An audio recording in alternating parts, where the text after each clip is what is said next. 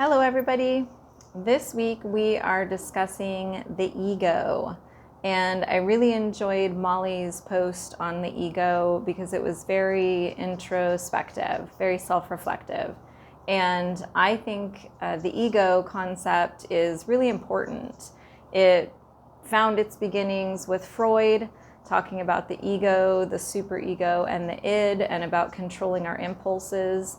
A lot of his patients and a lot of his study was around people who had severe psychological disorders and issues, and it's all very interesting. The next phase of that discussion, Freud and Jung were alive around the same time, so Carl Jung took that idea to the next level in discussing the ego on a more broad perspective for people who were not having the same kind of disorders, the same kind of dysfunction. So the idea of the ego being an outer layer and the importance of going into that ancestral knowledge, that deeper understanding of yourself and that journey. So I really enjoy these kind of psychological words because of my background in psychology and how interesting and important and subtle I think that these concepts are. So for me, when you're looking at ego, it is a spectrum, similar to some of the other words we've discussed, that it's important to have a healthy sense of yourself, a healthy ego. So this develops when we're very young. It continues to develop and mature as we grow older. And it's designed as a structure to form sort of this outside shell of who we are. And when we're looking at it through the IMR system, that process of growing up into yourself, into this sense of ego, happens through reward and punishment as we grow. So you're born into your personality based on your parents. You are rewarded or punished for different activities or behavior. You're encouraged to do certain things, discouraged from others, and you grow into that personality, a more full sense of who you are as you get older. Now, ego is, again, as a spectrum. You can have a very healthy sense of yourself, a very healthy ego. You can have an inflated ego, so this grandiose sense of yourself where you're comparing yourself to others and you see yourself as like bigger, better, more advanced, more intelligent. So it's almost too big of an ego, and that comparison with other people creates an uncomfortable relationship with most people. Most people don't want to be around someone who's so full of themselves, so full of their ideas and their sense of self that it's really not an enjoyable experience.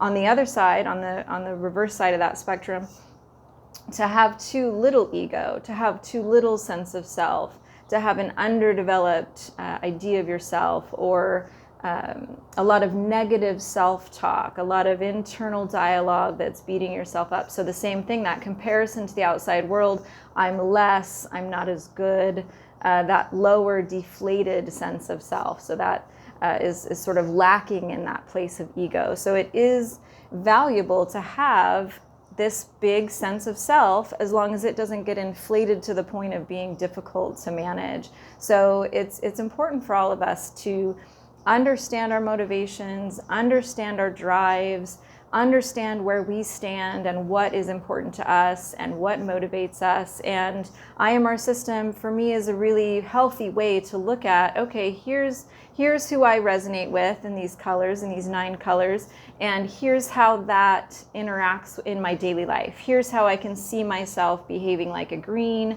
I can see what aspects of the green serve me.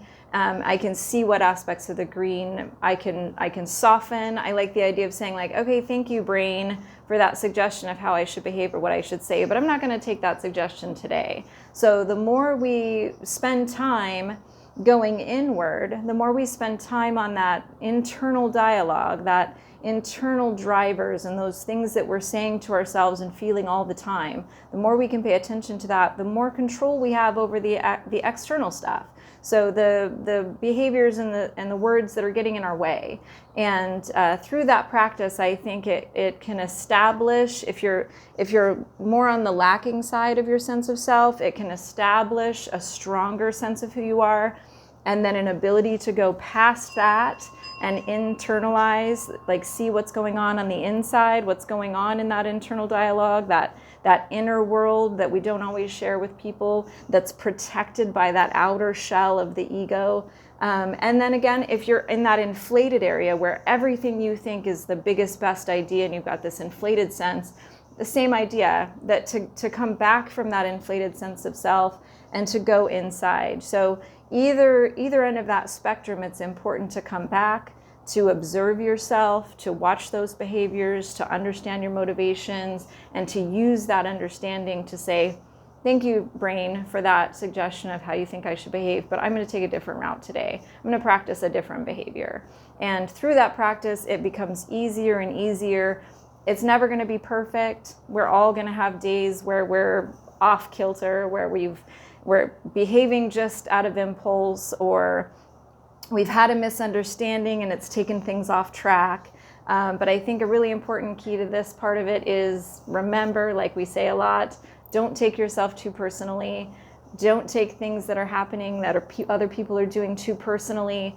Oftentimes it's not about you, and those misunderstandings, when looked at with love and kindness and empathy and respect, can be addressed, brought up, addressed, and resolved. And that process can really improve our lives, can improve our relationships. So I love this conversation about ego.